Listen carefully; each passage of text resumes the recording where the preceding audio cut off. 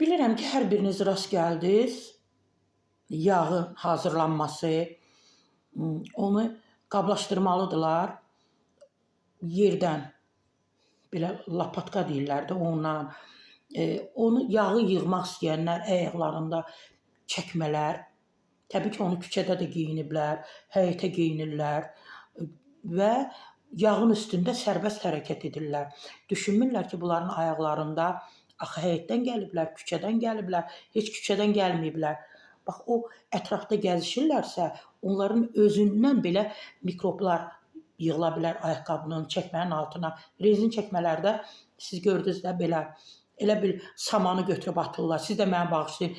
Elə bil tövlə olur, malın peynini məhz belə götürüb atırlar da.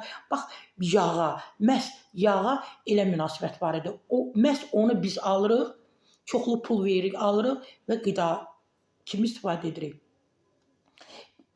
Kərə yağı istehsalı ilə bağlı bəli, qalmalı görüntülər gördük, baxdıq. Antisanitar şəraitdə hazırlanan kərə yağının görüntüləri insanlarda çox böyük söhbət yaratdı. İstinad edirəm oxu.az-a. İddialara görə kadrlarda Tulchenko markalı kərə yağının istehsal prosesi əks olunub. Görüntülərdə məhsulun gigiyenik normalara uyğun olmayan şəraitdə hazırlandığı iddia edilir. Oxu.az-ın sorğusuna cavab Azərbaycan Qida Təhlükəsizliyi Agentliyindən bildirilib ki, məsələ araşdırılır. Ay, hörmətli Azərbaycan Qida Təhlükəsizliyi, araşdırılır deyəndə ki, günlərlə araşdırırsınız. Onu siz bir saatın içində araşdırıb insanlara cavab verə bilərsiniz. Nə araşdırılır? Məkan məlum, onu çəkən məlum. Çox asandır onu tapmaq ki, bu harda hazırlanır? Bunlar kimdir? Kimin şirkətidir?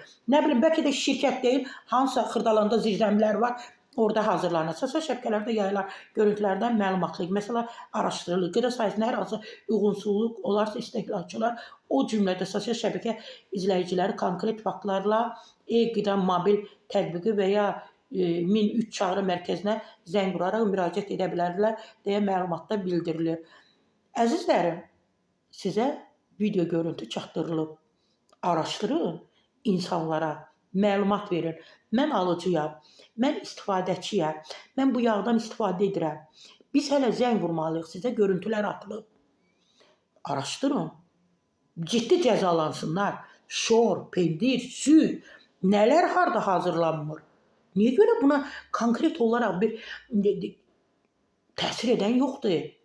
Bunların qarşısını alan yoxdur.